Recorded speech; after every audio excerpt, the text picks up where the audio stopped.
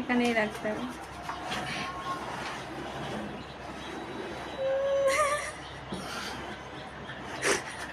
প্রচন্ড কষ্ট হচ্ছে, প্রচন্ড। অভিনয়, পাক্কা অভিনেতা। আজকে আমার ভিডিও জুড়ে দেখতে পাবে আমার ঘরের সমস্ত জিনিসপত্র উলটপালট করা হচ্ছে। তো চলো বন্ধুরা, তোমাদের ইন্ট্রোটা দিয়ে তারপর পুরো বিস্তারিত জানাচ্ছি, আর পুরো পর্ব জুড়ে থেকো, তাহলে জানতে পারবে। তো নমস্কার বন্ধুরা, তোমরা সবাই কেমন আছো? আশা করছি সবাই খুব খুব ভালো আছো, আমরাও খুব ভালো আছি। তোমাদের জন্য নিয়ে চলে এসেছি একটা নতুন ভিডিও। তো সকাল থেকে একদমই ইচ্ছা ছিল না ভিডিও করার, কিন্তু যখনই দেখতে পেলাম বা জানতে পারলাম যে আমাদের ঘরে একটা যুদ্ধ হবে, সেটা হচ্ছে কী যুদ্ধ বলো তো, জিনিসপত্র নিয়ে টানা হেঁচড়া শুরু হবে একটু পরেই। তো তখনই মনে হলো না এটা তোমাদের সাথে শেয়ার করা যাক। তো সেখান থেকে ভিডিওটা স্টার্ট করলাম। তো তার জন্য করেই দেখতেই পেলে যে বর ফ্রিজটা টানতে টানতে টানতে টানতে তারপর রুমের ভিতর নিয়ে আসলো। কেন বলো তো? ডাইনিং রুমটা ফাঁকা করতে হবে, সেটারও একটা কারণ আছে, সেটা তোমরা অবশ্যই জানতে পারবে ভিডিওটার মানে শেষ পর্যন্ত দেখতে থাকো, তাহলে বুঝতে পারবে। তো ফ্রিজটা টেনে এনে দেখো আমার ছোটো রুমটাতে রাখা হলো, যেখানে আমার টিভিটা রাখা ছিল। তো টিভিটা চলে যাচ্ছে হচ্ছে ডাইনিং রুমে, আর ফ্রিজটা চলে আসছে আমার ছোটো রুমটাতে। সারা ঘর ঘুরিয়ে ফ্রিজটা অবশেষে পার্মানেন্ট জায়গা পেলো আমার ছোটো রুমে।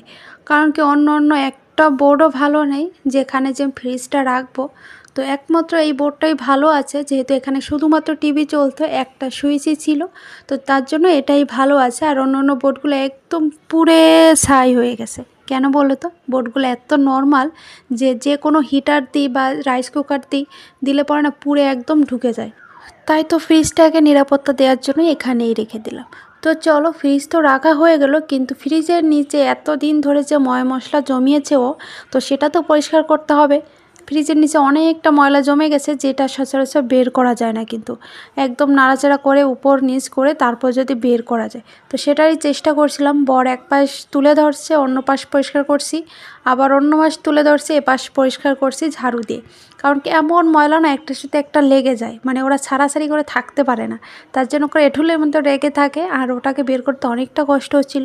করতে করতে আমার বরের সাথে কিন্তু আমার ঝগড়াও বেঁধে গেল। যাই হোক, আবারও কিন্তু রেলগাড়ির মতো জিনিসপত্র ঝুকঝুক করতে করতে আমার বর টেনে টেনে নিয়ে আসছে। তারপরে দেখো এখানে রেখে দিল। এটার পাশে এটাকেই রাখতে হবে, কারণ এটার জায়গা নেই, আর কোথাও রাখার মতো জায়গা নেই।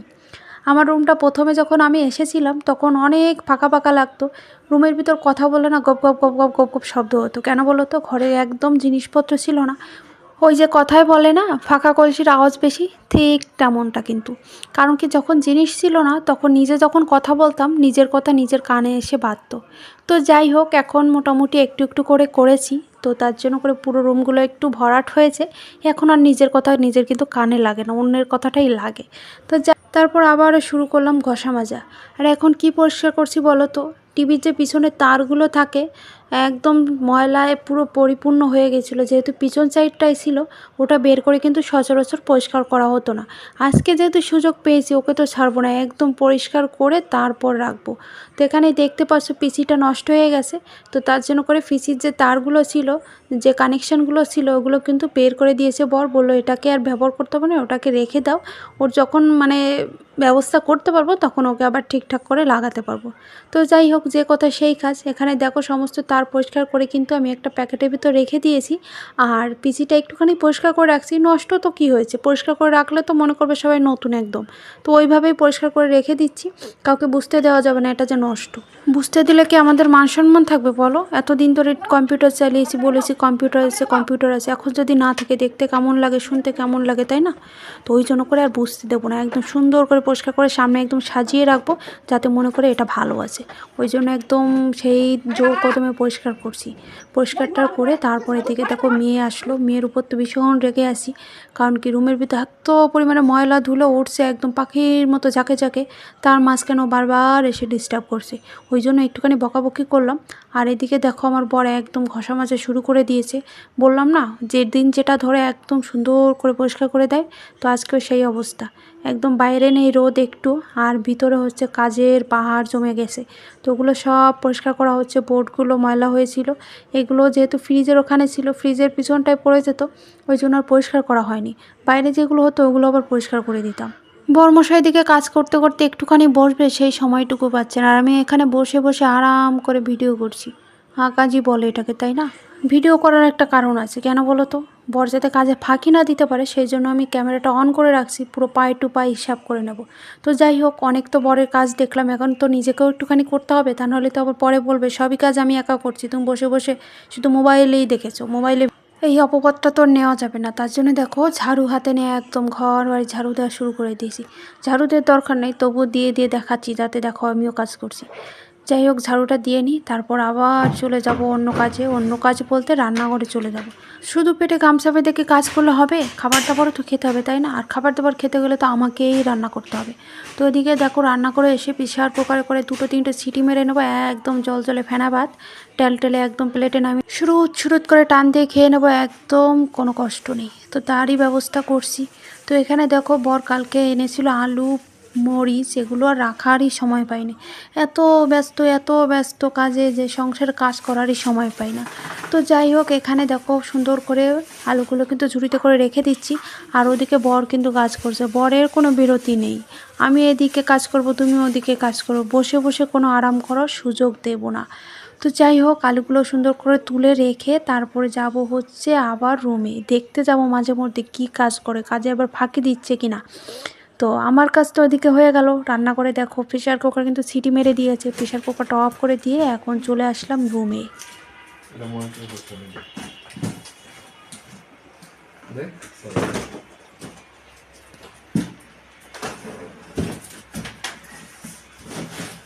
মিশাই দাও একটু, না এটার সাথে, হ্যাঁ হ্যাঁ এটুকুই থাকবে, ওই সাইডে তো রাখার কিছু নাই।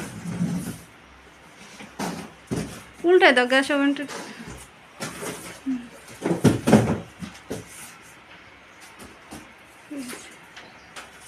এই সাইডটা ফাঁকা রয়ে গেল, আর কিছু নেই, সাইড থেকে রেখে দাও।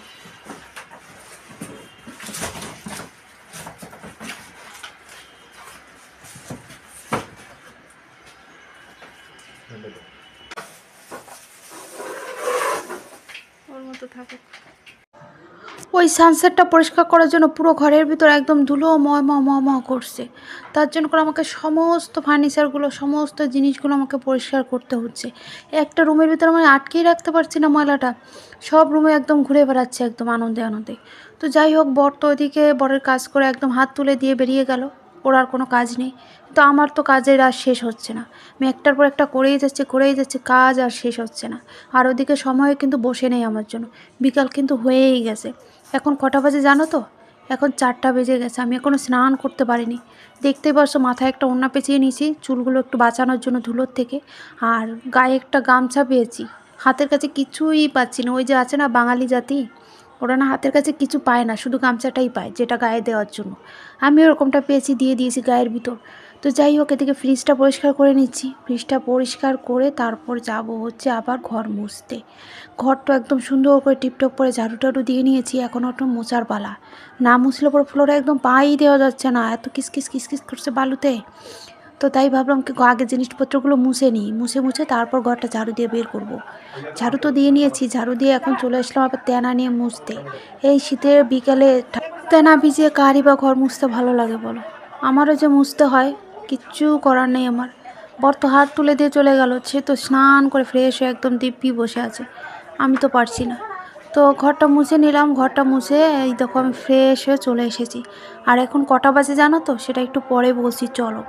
আর স্নান করে এসে এখন নিজেকে একটুখানি সাজুগুজু করার পালা। এবার তো ঘরটা সুন্দর করে পরিষ্কার করলাম, নিজেকে তো একটুখানি পরিষ্কার করতে হবে, তা নাহলে তো এমনিতেই হচ্ছে আমি হচ্ছে গ্রামের খ্যাত, এখন এই শহরে এসে একটুখানি ঘষে মেজে চেহারা একটুখানি গ্লো দিচ্ছে, তারপরে যদি করি ওই ধুলোবালুর কাজ তাহলে কি চেহারা থাকে? তারপরে ওই যে কিচ্ছু করার নেই, করতে তো হবেই সংসার। আমি তো হাত তুলে দিয়ে বসে থাকতে পারি না, আমাকে সব কিছু করতে হয়। ওই জন্যই চেহারার উপর আটা ময়দা মাখতেছি, তো চুল করে এত জড়াইছে আমি খুলতেই পারতেছি না। এদিকে ঘরের সৌন্দর্য বাড়ানোর জন্য জিনিসপত্র টানাটানি করতে করতে আরেকটা সমস্যা এসে পড়লো ঘাড়ের উপর। তো ডিশ লাইন তো ছিল ঘরের ভিতর, টিভি ছিল ঘরের ভিতর, এখন তো যেহেতু বাইর করে আনছি, ডিশ লাইনের তার আর বড় হয় না, খাটো হয়ে গেছে। সেই তার আইনে আবার ওই যে এদিকে ডিশ লাইনের লোক ফোন করা হলো, আইসা তারপরে এই তো সব ঠিকঠাক করে দিয়ে গেল। আর আমার বর এখন একটু হাতুড়ি বারোই দিয়ে নাম কিনতেছে। গুড ইভিনিং বন্ধুরা, তো সন্ধ্যা প্রায় হয়ে গেছে, এখন বাজে 5টা। তো এখন স্নান টান করে একদম ফ্রেশ হয়ে আসলাম। আর আজকে ঠাকুর পুজোও দেওয়া হয়নি, এখন গিয়ে দেব। গোপালকে পুজো দেওয়া হয়নি, ভোগ দেওয়া হয়নি। তো স্নান করে মাত্র আসলাম, এখন জামা কাপড়গুলো নিতে আসলাম। জামা কাপড়গুলো নিয়ে তারপর যাব হচ্ছে বাসায়। আর ডিশ লাইনের লোক আসলো, দেখতেই তো পেলে। তো ডিশ লাইনের মানে ডিশ লাইনটা আর কি আগে তো ছিল ছোটো রুমটা, এখন ডাইনিং রুমে আনা হয়েছে যেহেতু, তার জন্য আর নিজেরা করতে পারলো না। আমার বর, এই দেখো কি দারুণ লাগছে, একটু দেখো তোমরা। সূর্যটা ডুবু ডুবু ভাব হয়ে গেছে, চারপাশটা লাল লাল হয়ে গেছে, আর সূর্যটা একদম হলুদ, আর চারপাশ থেকে কবুতরগুলো উঠছে। দারুণ লাগছে, দারুণ, জাস্ট অসাধারণ, কথা হবে না কোনো। আর আজকে রৌদ্রটা ভালোই উঠেছিল। তো জামা কাপড়গুলো মেলে দিয়েছিলাম, সবটা শুকিয়ে গেছে। এখন নিয়ে বাসায় যাব, চলো পরে আবার দেখা হচ্ছে। তো ঘরগুলো সুন্দর করে গুছিয়ে নিয়েছি, কিন্তু সাথে শেয়ার করা হয়নি। তো যেহেতু অনেকটা দেরি করে স্নান করা হয়েছে, স্নান করে এসে কিন্তু আবার ঠাকুর সেবা দেওয়া, তো আরও টুকিটাকি কাজ ছিল সেগুলো করেছি, তার জন্য আর শেয়ার করতে পারিনি। আর এই রুমটা না গোছানো ছিল না, মাত্র গোছালাম, তো তার জন্য করে এখন শেয়ার করছি। আর দেখো একদম টিপটপ করে গুছিয়ে নিয়েছি। আর এদিকে একটু পরিবর্তন হয়েছে, সেটা হচ্ছে এই ফ্রিজ আর ছোটো ওয়ারড্রবটা এখানে ঢুকে গেছে, কারণ বারান্দাতে দারুণ একটা জিনিস এসেছে, যে জিনিসটা আমাদের খুবই প্রয়োজন ছিল আর খুবই শখ ছিল আমার বরের, কিন্তু সেটা অনেক দিন পর পূরণ হলো। তো ফ্রিজটারে এখানে রাখলাম, কারণ কি ওটা যেহেতু অনেকটা বড় জিনিস, তার জন্য করে আমাকে ডাইনিং রুমেই রাখতে হলো। তো চলো বড় রুমটাতে চলে যাই। আর এখানে চেয়ারটা দিয়েছি, ছোট চেয়ারটা, ওখানে বড় চেয়ারটা ঢুকে যাবে। চালের বস্তাটা বের করে যখন ড্রামে রেখে দেবো। তো চলো, এই হচ্ছে আমার ছোট রুমের ফাইনাল লুক। আর সানসেটের উপরটা তো সুন্দর করে পরিষ্কার করে একদম সাজিয়ে গুছিয়ে রাখা হয়েছে, যতটুকু যা পারা গেছে আর কি, যতটুকু যা করা হয়েছে করতে পেরেছি আর কি। তো চলো, আর এই বড় চেয়ারটা এখানে রেখে দিলাম। আর হচ্ছে সোনু মা, পাগলি পাগলি লাগছে। এখন চলে যাব হচ্ছে বড় রুমটাতে। বড় রুমটাতে তেমন কোনো চেঞ্জ হয়নি, যেমন ছিল তেমনই আছে। আমার গোপাল সোনা কিন্তু শয়নে চলে গেছে। আর এই হচ্ছে বেডটা একটু গুছিয়ে নিয়েছি আর কি, মশারিটা যেমন ছিল তেমনই রয়েছে, শুধু ঝুলটা ঝাড়া হয়েছে, উপর থেকে পরিষ্কার করা হয়েছে, ফ্যানটা পরিষ্কার করা হয়েছে। হ্যাঁ, শীত পড়ে গেছে যেহেতু ফ্যানের দরকার নেই, তো তার জন্য আমার বর ফ্যানটা পরিষ্কার করে সুন্দর ঝুল টুল ঝেড়ে দিল, একদম নিট অ্যান্ড ক্লিন করে দিল। একটা জিনিস ঘরে ঢোকাতে ঘরটা পুরো একদম চেঞ্জ হয়ে গেছে, সাথে হচ্ছে পরিষ্কার করা হয়েছে। এই চেয়ারটা এখানেই রাখলাম, আগে তো একসাথে দুটো চেয়ার রাখা যেত, এখন আর রাখা যাচ্ছে না, তার জন্য দুটো চেয়ার দুদিকে চেঞ্জ করে রাখতে হলো। চলো এবার হচ্ছে সারপ্রাইজ তোমাদের জন্য। এই হচ্ছে আমার বরের খুবই শখের একটা জিনিস, যেটা অনেক দিন ধরে বলছিল কিনবো কিনবো, কিন্তু সামর্থ্যে পারছিলাম না, তার জন্য আর কিনতে পারিনি। এই দেখো সোফা সেট। তো সোফা সেটটা আনার পরে না পুরো ডাইনিং রুমটা একদম ভরে গেছে, তার জন্য করে আমাকে ফ্রিজটা ওখানে নিতে হলো। আর যেহেতু সোফা সেট এখানে আছে, এখানে বসে খাওয়া যাবে, টি টেবিল আছে, তার জন্য তো খাওয়া দাওয়া এখানেই হবে। তো সেই কারণেই একদম টিভিটাও এই রুমে চলে এসেছে। কেমন হয়েছে বলো, আইডিয়াটা কেমন? আমি বললাম বরকে, তো শুধু একটা কারণে করতে পারছিলাম না, ওই বোর্ডটার জন্য। বোর্ডটা ঠিকঠাক না, সব জায়গার বোর্ডগুলো একদমই ভালো না, শুধু এই বোর্ডটা আর ওই টিভির বোর্ডটা একটু ভালো আছে। তো ফ্রিজ যেহেতু রাখা হবে, এই বোর্ডটা যদি ভালো না হয় তাহলে দেখতে কিন্তু একদমই ভালো লাগবে না, মানে দেখতে ভালো লাগবে না, ভুল বললাম, কাজ হবে না আর কি, ফ্রিজে যদি ঠিকঠাক মতো লাইন না পায়। তো তার জন্য করে রুমের ডেকোরেশন একটু চেঞ্জ হলো নতুন জিনিস আনার পর। কেমন লাগছে অবশ্যই তোমরা কমেন্ট করে জানিও। আর এখানেও ঝুল ফ্যান সমস্ত কিছু পরিষ্কার করা হয়েছে। তো এই ছিল সারপ্রাইজ। এই দেখো, আমার তো খুবই পছন্দ হয়েছে আর খুবই শখের জিনিস, তবে এটা আশা করিনি কখনো যে আমরা পারবো। তবুও এখানে কি সারপ্রাইজ আছে? এটা কি? ছাতা। দারুণ লাগছে। রাত্রেবেলা এটা নিয়ে ঘুমিয়েছিল সোনামা। এটা কে দিয়েছে বলো? জামাই। থ্যাংক ইউ বলে দাও জামাইকে। ঠিক আছে, চলো এখন রান্না করে যাই, রান্না করবো। হ্যাঁ, দারুণ লাগছে। সারাদিন এত খাটাখাটনি করতে করতে কখন যে সকাল থেকে সন্ধ্যা হয়ে গেলো টেরও পেলাম না। তো সন্ধ্যা তো দিয়ে নিয়েছি, সন্ধ্যা দিয়ে আবার চলে আসলাম চুলোর পাশে। এখন তো রান্না করতে হবে, বাচ্চা রাখতে হবে, রান্না বসাতে হবে, খাওন দিতে হবে, সেটাও আমার করতে হবে। তো এদিকে দেখো রান্না বান্না কিন্তু বসায়ও দিছি। সারাদিন এত খাটতে খাটতে খাটতে খাটতে আর কি রান্না করতে ইচ্ছা করে বলো? তো দুপুরবেলা এত হুড়োহুড়ির দৌড়োদৌড়ির ভিতর খাওয়া দাওয়া হয়েছে যে থালা বাসন দেওয়ারও সময় পাইনি। তো ওই জমায় রেখে দিছি সিঙ্কের ভিতর। এখন ওই রান্না করি এক পাশে আর এক পাশে থালা বাসন দিই। ওই যে কয় না মা, মানে মেয়েরা হচ্ছে মা দুর্গা, দশভুজা। আমি দশভুজা না, তবে আমি 2 ভুজা, 2 হাত দিয়ে কাজ করছি। আজকে রান্না হচ্ছে বরের পছন্দের সয়াবিন আলুর তরকারি। তো সমস্ত মশলা দিয়ে সুন্দর করে কষিয়ে নিয়েছি। আর আমার পছন্দের দিয়েছি এর ভিতর হচ্ছে ছানা। একটুখানি ছানা কাটিয়ে রেখেছিলাম, তো ওইটা একসাথে দিয়ে ভাবলাম কি একবারে ঝোল রান্না করি। ভালো করে একটুখানি কষানো হয়ে গেছে, এখন জলটা দিয়ে দেবো আর গরম জল দেবো এখন। দেখো সুন্দর কালার এসেছে, আর নতুন আলু দিয়ে করছি তো আশা করছি টেস্ট হবে। সয়াবিন আলু ছানার একসাথে তরকারি।